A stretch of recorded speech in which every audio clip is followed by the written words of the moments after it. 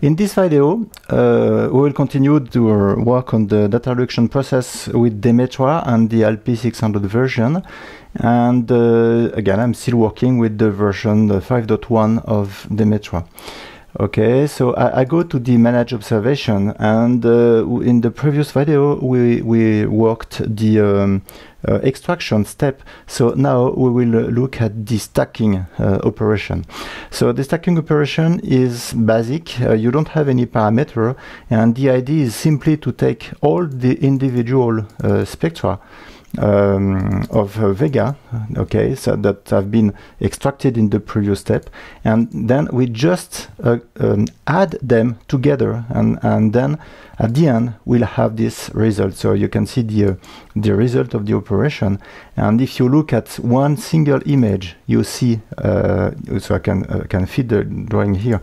For one single image you see the result, and you can see the different spectra. Okay, the third one, for instance, the fourth one, and so on. By the way, you can see the difference in the level, and this is interesting to see that even if all the spectra have been taken in the same condition, the result is not exactly the same. Okay, and when you do this stacking, then you can look at the addition, the sum of all the spectra. And by the way, you can see that it will improve this final profile is smoother than all the initial ones. Okay, yeah, there is in this area, for instance, or here, you can see that there is a little bit of noise that you cannot see anymore here in this part. Okay, so this is in fact by stacking many observation, many images, many profiles. In this case there are 7 profiles in this observation.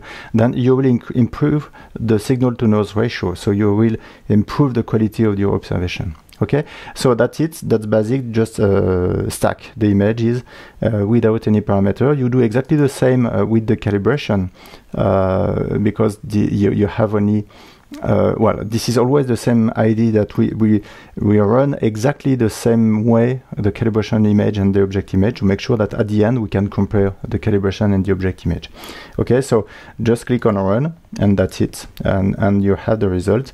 And again, here you can see the result of the calibration image. Okay. Sorry. By the way, you can always, in this graph below, you can always zoom with the wheel, mouse wheel. Okay, you can always have a fit. You can fit vertically, or even you have two fit cursors here, functions. One is to take really all the spectrum, and the other one is to increase the what is in the background of the image. It may be useful if you have low lines or low features, and you can also extend it horizontally. So if you do a fit, it does the two at the same time. But you can also so you can zoom in a part of no, sorry, you cannot zoom, but you can run with the mouse wheel, and you can also run with the mouse wheel in the axis. Okay, so if I run, if I put my mouse here in this area and play with the wheel, I can extend, I can zoom in the profile, and you can always come back to the initial result here. Okay, so this is just to have a first view. Of course, it will work also with this feature. You can put the mouse here and zoom in this feature. Okay, and you can zoom anywhere you want, and you can zoom either on the y-axis or the x-axis. Okay, and you can also always come back to the with the fit button. Okay, so that's it for this step. We will work on the calibration in the next video.